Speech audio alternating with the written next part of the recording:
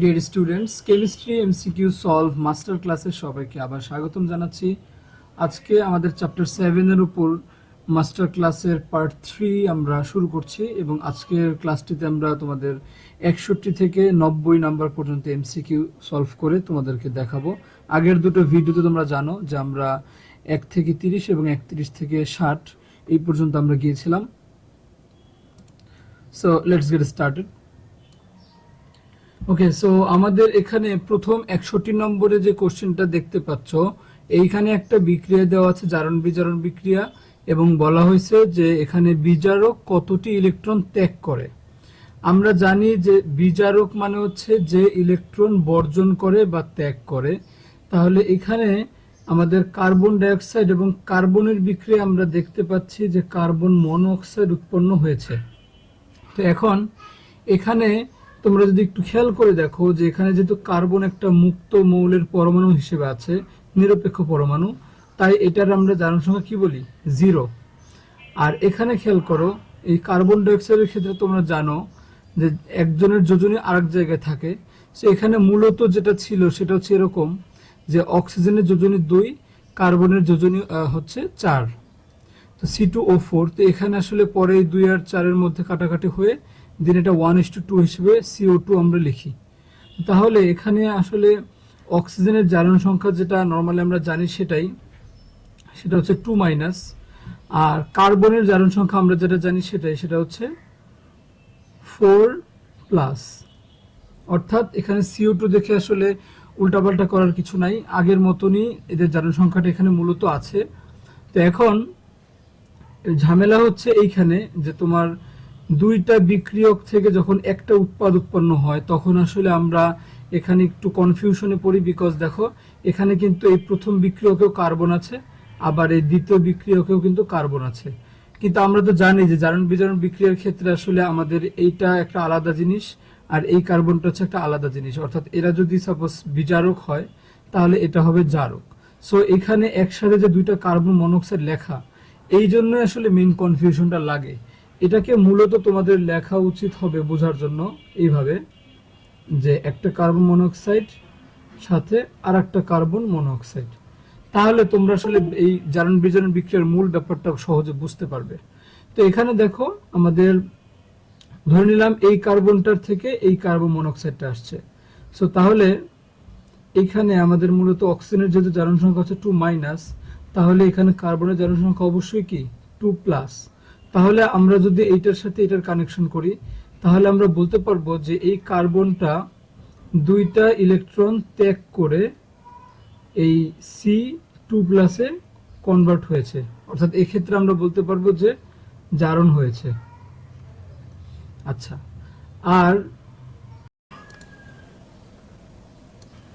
আর এই কার্বনের ক্ষেত্রে যদি আমরা ব্যাপারটা ভাবি যে এখানে কার্বনের জারণ সংখ্যা হচ্ছে +4, তাই এখানে আমরা দেখতে পাচ্ছি এখানেও কার্বনের জারণ সংখ্যা হচ্ছে +2 আর অক্সিজেন হচ্ছে -2।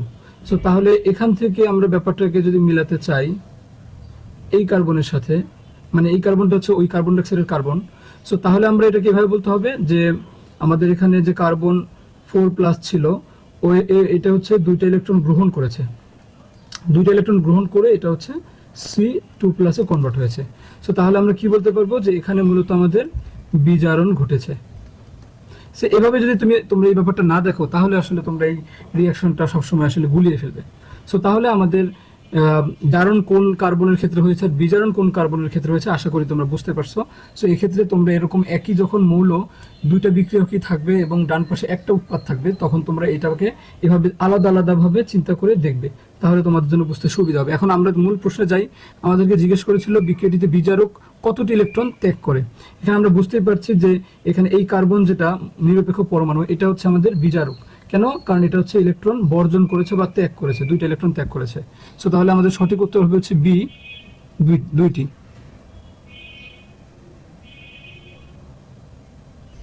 এরপরে 62তে বলেছে অ্যান্টাসিডে কোনটি বিদ্যমান। এখানে সঠিক উত্তর হবে হচ্ছে এ, ম্যাগনেসিয়াম হাইড্রোক্সাইড। তোমরা জানো যে অ্যান্টাসিডে মূলত ম্যাগনেসিয়াম হাইড্রোক্সাইড থাকতে পারে অথবা অ্যালুমিনিয়াম হাইড্রোক্সাইড থাকতে পারে অথবা দুইটা একসাথেও থাকতে পারে। সো এই যৌগগুলো মূলত কি করে, আমাদের পাকস্থলীতে যে হাইড্রোক্লোরিক অ্যাসিড থাকে সেই অ্যাসিডের সাথে বিক্রিয়া করে অ্যাসিডটাকে প্রশমিত করে, যার কারণে আমরা অ্যাসিডিটি থেকে রক্ষা পাই, অর্থাৎ আমাদের বুক জ্বালা পোড়া থেকে আমরা রক্ষা পাই। সো তাহলে অ্যালুমিনিয়াম হাইড্রোক্সাইড অথবা ম্যাগনেসিয়াম হাইড্রোক্সাইড যেটাই থাকবে তোমরা সেটাই আনসার করবে। এরপরে 63-তে বলা হয়েছে এখানে একটা বিক্রিয়া আমরা দেখতে পাচ্ছি। তো এই বিক্রিয়াটিতে এ এর মান কত, অর্থাৎ এখানে আমাদের এই যে এখানে যে একটা এ আছে, অর্থাৎ সোডিয়াম হাইড্রোক্সাইডের এখানে কত মোল বা কত অণু, সেই এর মানটা আমাদেরকে বিক্রিয়া অনুসারে বের করতে হবে। ওকে, তোমরা যদি বিক্রিয়াটা ভালোভাবে একটু খেয়াল করো তাহলে তোমরা আসলে এখানে এর আনসারটা কি হবে বুঝতে পারবা। সো এখানে দেখো আমাদের অ্যালুমিনিয়াম নাইট্রেটের সাথে যেহেতু সোডিয়াম হাইড্রোক্সাইডের বিক্রিয়া হয়েছে এবং উৎপন্ন হয়েছে কি সোডিয়াম নাইট্রেট আর অন্য আরেকটা জিনিস। তো অন্য আরেকটা কি সেটা আমাদেরকে প্রথমে দেখতে হবে। এখানে সোডিয়াম নাইট্রেট যেহেতু উৎপন্ন হয়েছে, অর্থাৎ এই যে দেখো এই সোডিয়ামটা আর এই যে এখানকার যে নাইট্রেট যৌগমূলক, এই দুইটা একসাথে হয়ে সোডিয়াম নাইট্রেট উৎপন্ন করেছে। তাহলে বাকি থাকলো কারা? বাকি থাকলো হচ্ছে আমাদের OH অর্থাৎ হাইড্রোক্সাইড, আর এখানে থাকলো অ্যালুমিনিয়াম। তাহলে আমরা সহজে বুঝতে পারলাম যে এখানে আমাদের যেটা উৎপন্ন হয়েছিল সেটা হচ্ছে অ্যালুমিনিয়াম হাইড্রোক্সাইড এবং সেটার তোমরা সংকেত জানো AlOH3।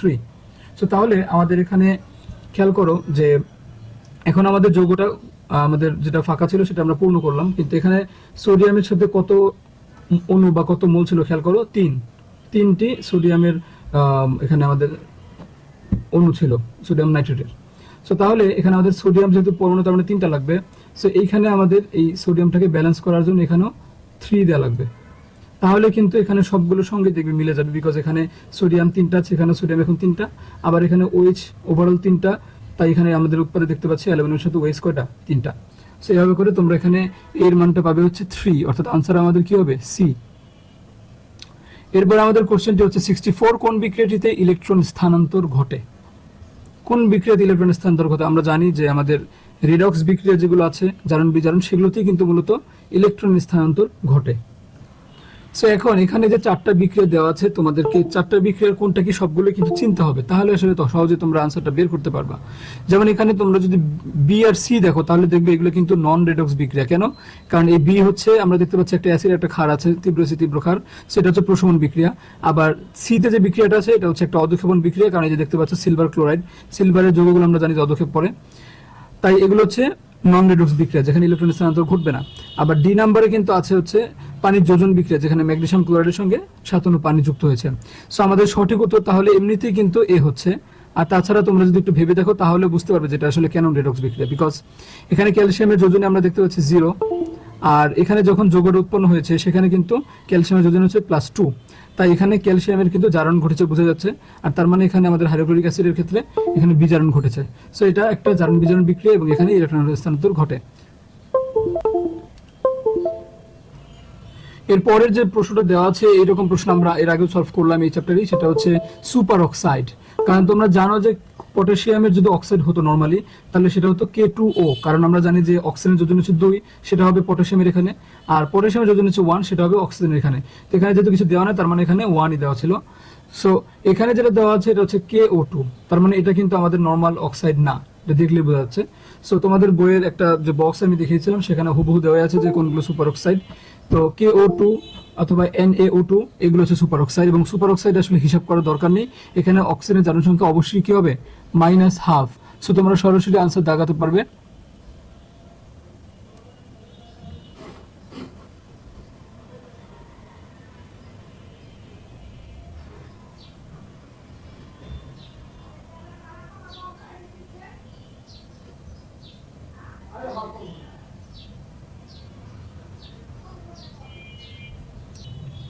সো এখানে আমাদের সঠিক উত্তর হচ্ছে A -12। এরপরে 66-এ দেখো এখানে একটি বিক্রিয়া দেওয়া আছে এবং বিক্রিয়াটিতে কোনটা জারক কোনটা বিজারক এবং কোথায় জারণ ঘটে সেটা জিজ্ঞেস করছে। সো এটা আমাদের একটা রিডক্স বিক্রিয়া আমরা দেখতেই পাচ্ছি। এখানে আমাদের ফেরাস ক্লোরাইডের সঙ্গে ক্লোরিন বিক্রিয়া করে ফেরিক ক্লোরাইড উৎপন্ন করেছে। তো এই বিক্রিয়া যদি আমরা একটু ইলেকট্রন স্থানান্তরটা খেয়াল করি,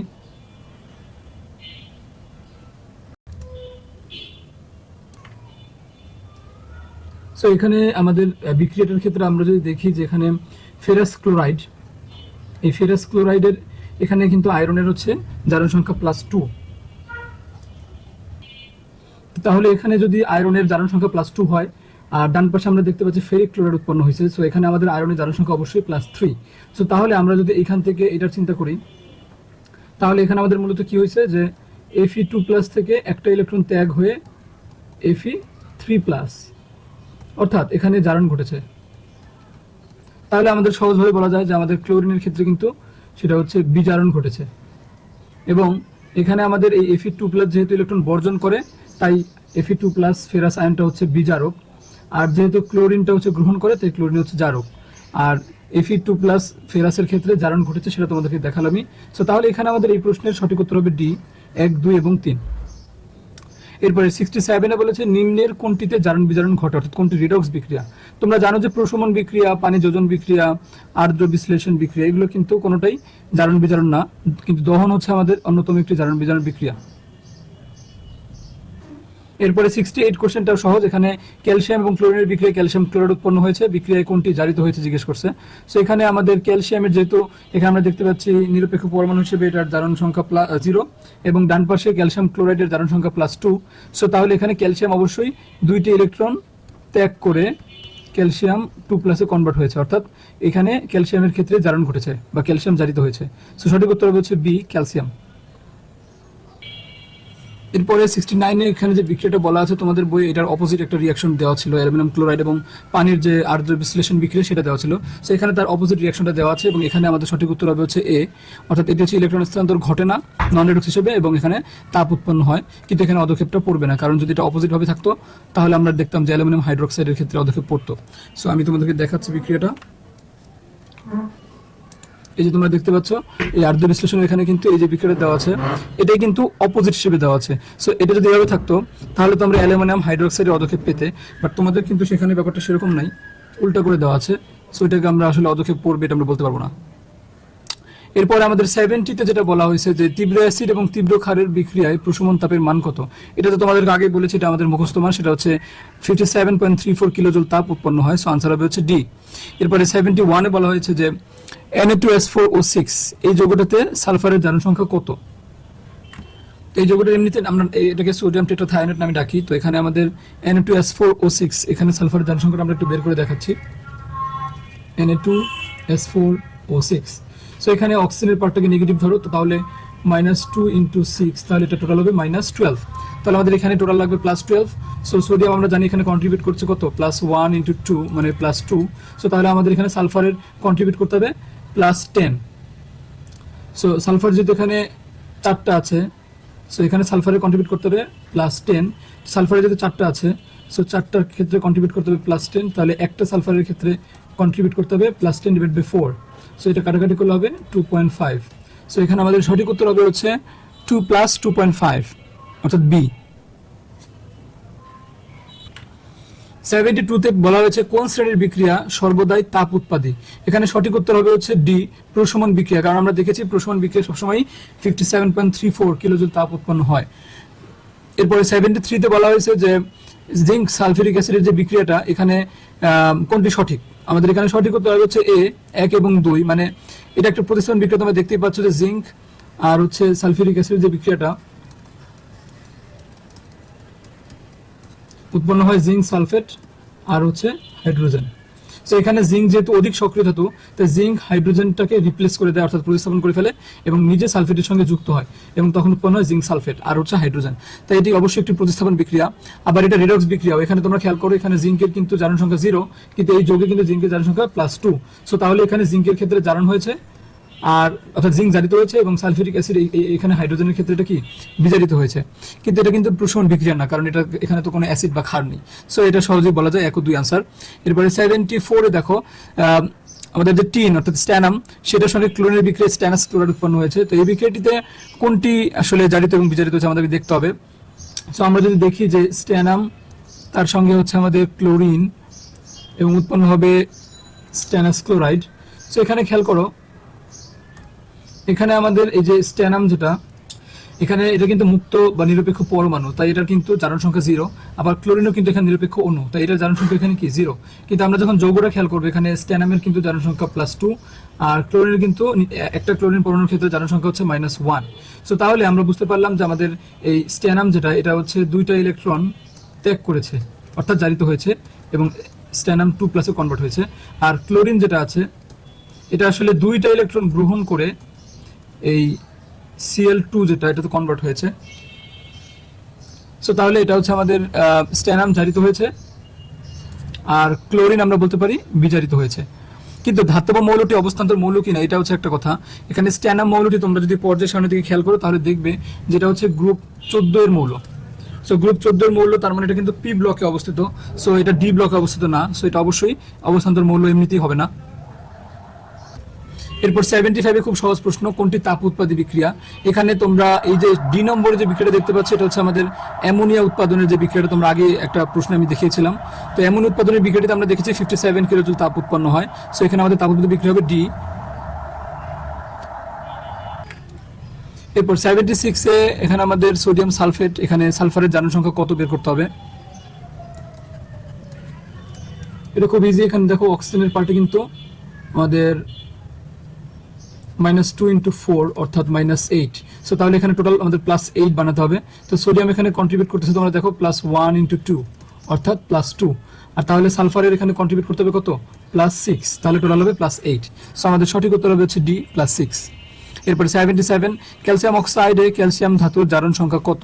আমরা জানি যে অক্সিজেনের জারণ সংখ্যা হচ্ছে -2 এবং ক্যালসিয়ামের জারণ সংখ্যা হচ্ছে +2। সো এখানে আমাদের সঠিক উত্তর হবে হচ্ছে সি +2। 78 বলা হচ্ছে ক্রায়োলাইটে ফ্লোরিনের জারণ মান কত? এখন এখানে তো ক্রায়োলাইটের সংকেত দেয়া নেই, সো তার মানে এটা তোমাদেরকে জানতে হবে। তো এই জন্য আমি বলি যে তোমরা তোমাদের বইয়ের এরকম যখন স্পেশাল কোনো নামের যৌগ থাকে সেগুলোর কিন্তু সংকেত সহ মুখস্থ করবে, না হলে কিন্তু তোমাদের সমস্যা হবে। তো ক্রায়োলাইটের সংকেতটা আমি লিখছি, সেটা হচ্ছে Na3Al অ্যালুমিনিয়াম এবং F6। এটার এমনিতে আমরা কেমিক্যালি নামটা বলি হচ্ছে সোডিয়াম হেক্সাফ্লুরো অ্যালুমিনেট, কিন্তু এটাকে আমরা ক্রায়োলাইট হিসেবেও জানি। সো এখানে দেখতে পাচ্ছ যে ফ্লোরিন আছে F6 হিসেবে। সো এই ফ্লোরিনের জারণ মানটা আমাদেরকে বের করতে হবে। তো এখানে যেটা দুইটা ধাতু আছে সোডিয়াম এবং অ্যালুমিনিয়াম, তো এগুলো হচ্ছে প্লাস পার্ট আর আমাদের ফ্লোরিনটা এখানে কি নেগেটিভ পার্ট। সো ধরলাম যে আমি ফ্লোরিনটা জানি না, সো তাহলে আমি যদি এটাকে x ধরে নিই তাহলে এবং যেহেতু এটা নেগেটিভ পার্ট সো -x ধরলাম। সো তাহলে এখানে আমাদের যেহেতু F6 আছে, আচ্ছা এটাকে আমি শুধু +x হিসেবে ধরি। তো ফ্লোরিনের জারণ মান আমি যদি x ধরি তাহলে এটার 6টা পরমাণু আমরা দেখতে পাচ্ছি, সো 6x। আর এখানে দেখতে পাচ্ছ যে প্লাস, এখানে সোডিয়াম আছে 3টা, সো এখানে হলো +3 আর তার সাথে অ্যালুমিনিয়ামের আমরা জারণ সংখ্যা জানি +3। সো তাহলে সেটা হবে টোটাল +6। তাহলে +6 আর হচ্ছে x = 0। সো তাহলে এখান থেকে আমরা যদি ইকুয়েশনটা সলভ করি তাহলে x = হবে -6। অর্থাৎ এখানে ফ্লোরিনের যে F6 পার্ট, এখানে এটা টোটাল আমাদের কন্ট্রিবিউশন হচ্ছে -6 আমাদেরকে নিয়ে আসতে হবে। তাহলে 6টা ফ্লোরিন হচ্ছে -6, তাহলে একটা ফ্লোরিন কত? একটা ফ্লোরিন হবে -1। সো আমাদের এখানে সঠিক উত্তর হবে হচ্ছে বি -1। এরপরে 79 নম্বরে হাইড্রোজেন সালফাইডের সঙ্গে ক্লোরিনের বিক্রিয়ায় কি কি উৎপন্ন হয়? এখন হাইড্রোজেন সালফাইডের সংকেত হচ্ছে H2S আর ক্লোরিন হচ্ছে Cl2। সো এখানে আমরা দেখতে পাচ্ছি যে এই হাইড্রোজেন এবং ক্লোরিন এরা বিক্রিয়া করে হাইড্রোক্লোরিক অ্যাসিড উৎপন্ন করে বা হাইড্রোজেন ক্লোরাইড উৎপন্ন করে আর সাথে উৎপন্ন করে সালফার। সো তাহলে এখানে আমাদের সঠিক উত্তর হবে হচ্ছে C1O3 অর্থাৎ সালফার এবং হাইড্রোজেন ক্লোরাইড। এরপরে এইটিতে বলা হয়েছে নিচের কোন বিক্রিয়াটিতে সাম্যাবস্থায় চাপের প্রভাব আছে? তো এই কোশ্চেনটা কিন্তু অনেক কমন এবং বারবার আসে। তো তোমাদেরকে যেটা মনে রাখতে হবে যে চাপের প্রভাব থাকবে তখনই যখন কোন একটা বিক্রিয়ার বাম পাশে যে বিক্রিয়ক সেটার মোল সংখ্যা এবং ডান পাশে যে উৎপাদ সেটার মোল সংখ্যা সমান হবে না, অর্থাৎ আলাদা হবে। যদি সমান হয়ে যায় তাহলে তোমরা বলবে যে ওখানে কোনো চাপের প্রভাব নাই। এখানে দেখো যে বি সি ডি তিনটাতেই কিন্তু আমরা একই রকম দেখতে পাইলাম যে এখানে হাইড্রোজেন 1 মোল, আয়োডিন 1 মোল, অর্থাৎ মোট হচ্ছে 2 মোল বিক্রিয়ক আর 2 মোল হচ্ছে উৎপাদ। সো সেম হয়ে গেছে, সো এখানে কোনো চাপের প্রভাব থাকবে না। একইভাবে সি এবং ডিতেও কিন্তু এই নম্বরে আমরা দেখতে পেলাম যে না, এখানে কার্বন ডাইঅক্সাইড হচ্ছে 1 মোল আর আমাদের হাইড্রোজেন হচ্ছে 4 মোল, মোট 5 মোল। আর ডান পাশে আমরা দেখতে পাচ্ছি 1 মোল হচ্ছে আমাদের মিথেন আর 2 মোল হচ্ছে পানি, অর্থাৎ 3 মোল, অর্থাৎ 5 আর 3 এটা নট ইকুয়ালস টু। সো এখানে অবশ্যই চাপের প্রভাবটা থাকবে, তাই সঠিক উত্তর হবে হচ্ছে এ। এরপরে 81 নম্বরে দেখো K2O2 এই অক্সিজেনের জারণ সংখ্যা কত? তো তোমাদের বইয়ের এই যে বক্সটার কথা যে বলেছিলাম সেখানে দেখো স্পেসিফিক লেখা আছে যেগুলো পার অক্সাইড সেগুলোতে অক্সিজেন জারণ সংখ্যা হচ্ছে -1। এগুলো হিসাব করার দরকার নেই, তুমি চিনলে হবে কোনটা পার অক্সাইড। এই যেখানে দেখতে পাচ্ছি এক্স্যাক্টলি ওই এক্সাম্পলটা দেওয়া আছে K2O2, আবার সাথে আছে কি, তার মানে এটা হচ্ছে পটাশিয়াম পার অক্সাইড আর এটা হচ্ছে হাইড্রোজেন পার অক্সাইড H2O2। তো এই যৌগগুলো দেখলে তোমরা অটোমেটিক্যালি এটা আনসার দাগিয়ে ফেলবে -1, কোনো রকমের হিসাব নিকাশের দরকার নেই। তাই সঠিক উত্তর হবে হচ্ছে -1 সি। এরপরে 82 ফেরিক অক্সাইড, এখানে আয়রনের জারণ সংখ্যা কত? তোমরা জানো যে একটি মৌলের জারণ সংখ্যা বা যোজনী আরেকটা মৌলের পাশে লেখা হয়। তো এখানে দেখতে পাচ্ছ লেখা আছে Fe2O3। তোমরা এমনিতেই জানো, তাও বলছি যে অক্সিজেনের জারণ সংখ্যা তো তোমরা জানো যে 2 -2 বা যোজনী হচ্ছে 2। সো এই যেখানে দেখতে পাচ্ছ অক্সিজেনটা লেখা আছে এই পাশে, আর আয়রনেরটা লেখা আছে এই যে অক্সিজেনের পাশে 3। তাই এখানে অবশ্যই এখানে আমাদের যে জারণ সংখ্যা সেটা হবে +3। তারপরে হেবার প্রণালীতে প্রতি মোল অ্যামোনিয়া উৎপাদনে উৎপন্ন তাপশক্তির পরিমাণ, এটা আমি তোমাদেরকে আগেই দেখিয়েছি অলরেডি, সেটা উত্তর হবে কত? তো এখানে বলেছে প্রতি মোল। এখানে একটা ইন্টারেস্টিং টুইস্ট আছে, তোমরা এখানে যদি ভালোভাবে খেয়াল করো এই কোশ্চেনটা কিন্তু একটা টুইস্ট আছে, যে অ্যামোনিয়া উৎপাদনের যে বিক্রিয়া সেটাকে আমরা বলি হেবার প্রণালী বা হেবার বস প্রণালী। তো এখানে তোমরা দেখতে পাচ্ছ আমাদের যে স্ট্যান্ডার্ড রিয়াকশনটাতে কিন্তু 2 মোল অ্যামোনিয়া গ্যাস উৎপন্ন হয়, এবং এই 2 মোলের জন্য আমাদের তাপ যেটা উৎপন্ন হয় সেটা হচ্ছে 92 কিলোজুল। কিন্তু আমাদের প্রশ্নে কিন্তু বলা হচ্ছে 1 মোলের জন্য কতটুকু। সো তাহলে অবশ্যই এই 92 থাকবে না, সেটা হচ্ছে অর্ধেক হয়ে যাবে। তো এই জন্য আমাদের যে সঠিক উত্তরটা হবে সেক্ষেত্রে 92 এর অর্ধেক, অর্থাৎ 46 কিলোজুল। তাই এখানে সঠিক উত্তর হবে হচ্ছে সি, 46 কিলোজুল। এই জন্য তোমরা প্রশ্ন ভালোভাবে পড়ে তারপরে ভেবে আনসার করবে। এটা কিন্তু অনেকেই এই যে 92 কিলোজুল দিয়ে রাখবে আনসার, এবং পরে ভাববে যে তারটা হয়েছে, বাট আসলে কিন্তু তারটা হবে না, বিকজ সে আসলে খেয়ালই করেনি যে অ্যামোনিয়াটা 2 মোল উৎপন্ন হয়েছিল। এরপরে দেখো এটি 4 বলা হয়েছে আর্দ্র ক্যালসিয়াম ক্লোরাইডে কত অণু কেলাসপান বিদ্যমান। ক্যালসিয়াম ক্লোরাইডে তোমাদেরকে আমি আগেই দেখিয়েছিলাম যে 6 অণু পানি এটার সাথে অ্যাড হয়ে থাকে। সো এখানে সঠিক উত্তর হচ্ছে বি, 6। 85-এ বলা হয়েছে কোনটি জারক পদার্থ। তোমরা জানো যে ইলেকট্রন গ্রহণ করতে পারে সে হয় জারক, আর যে ইলেকট্রন বর্জন করে সে হয় বিজারক। সো এখানে আমাদেরকে দেখতে হবে যে কে ইলেকট্রন গ্রহণ করতে পারবে। এখানে যে জিঙ্ক দেওয়া আছে, আমরা জানি জিঙ্ক হচ্ছে 2টা ইলেকট্রন ত্যাগ করতে পারে এবং জিঙ্ক 2+ কনভার্ট হতে পারে, অর্থাৎ সে কিন্তু ইলেকট্রন ত্যাগ করতে পারলেও গ্রহণ করতে পারে না, তাই সে জারক নয়। আবার Cl- যেটা ক্লোরাইড, এটা কিন্তু অলরেডি একটা ইলেকট্রন গ্রহণ করে বসে আছে, সেজন্য সে Cl-। তাই সে যেটা পারবে, সেই একটা ইলেকট্রন যেটা গ্রহণ করেছিল সেটা ত্যাগ করে আবার নর্মাল ক্লোরিন নিরপেক্ষ পরমাণুতে কনভার্ট হতে পারবে, তাই সেও কিন্তু ইলেকট্রন গ্রহণ করতে পারবে না বলে জারক নয়। আর সি নম্বরে বলা হয়েছে যে O2-, অর্থাৎ অক্সিজেন অলরেডি 2টা ইলেকট্রন গ্রহণ করে বসে আছে, তাই সে যেটা পারবে সে এই 2টা ইলেকট্রন ত্যাগ করতে পারবে হয়তো, কিন্তু সে গ্রহণ করতে পারবে না। আর শেষে বলা হয়েছে Cu+, মানে Q+ আয়ন যেটা, এই Cu+ কিন্তু একটা ইলেকট্রন ত্যাগ করেছে বলে Cu+, তাই সে যেটা করতে পারবে সে একটা ইলেকট্রন গ্রহণ করতে পারবে এবং নিরপেক্ষ অপর পরমাণুতে কনভার্ট হতে পারবে। সো তাই আমাদের সঠিক উত্তর হবে হচ্ছে Cu+, যেহেতু ইলেকট্রন গ্রহণ করতে পারে তাই এটি জারক পদার্থ। 86-এ বলা হয়েছে হেপ্টাহাইড্রেট ফেরাস সালফেটের সংকেত কোনটি। খুবই সহজ, হেপ্টাহাইড্রেট ফেরাস সালফেট। তো এখানে আমাদের সি নম্বরে দেখতে পাচ্ছ যে ফেরাস সালফেটের সঙ্গে 7 অণু পানি, এটা সঠিক উত্তর।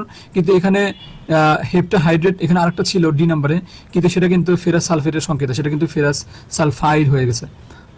তারপরে 87-এ দেখো CH-Cl3 যেটা ক্লোরোফর্ম, এই যোগে কার্বনের জারণ সংখ্যা কত। তো আমরা যদি হিসাব করে দেখি যে এখানে CH-Cl3, এখানে এই যে ক্লোরিন যেটা, এটা হচ্ছে নেগেটিভ পার্ট। সো এখানে আমাদের ক্লোরিন হচ্ছে -1 × 3, অর্থাৎ -3। তো এখানে কার্বন আর হাইড্রোজেন মিলে আমাদেরকে বানাতে হবে +3। তো এখানে হাইড্রোজেন তো আমরা জানি যে +1 কন্ট্রিবিউট করে, তাই আমাদের এখানে কার্বনের যেটা কন্ট্রিবিউট করতে হবে +3 বানানোর জন্য সেটা হচ্ছে +2। সো তাহলে আমাদের সঠিক উত্তর হচ্ছে বি, +2। এবার সিলিকন টেট্রাক্লোরাইড যেটা, এইটা পানির সাথে বিক্রিয়া কি উৎপন্ন করে। এই বিক্রিয়াটা তোমাদের বইয়ে কিন্তু হুবহু দেওয়া আছে, আমি তোমাদের দেখাচ্ছি। এই যে এখানে দেখো আর্দ্র বিশ্লেষণ বিক্রিয়াতে দেওয়া আছে সিলিকন টেট্রাক্লোরাইড পানির সঙ্গে বিক্রিয়া করে সিলিকন হাইড্রোক্সাইড এবং HCl উৎপন্ন করে।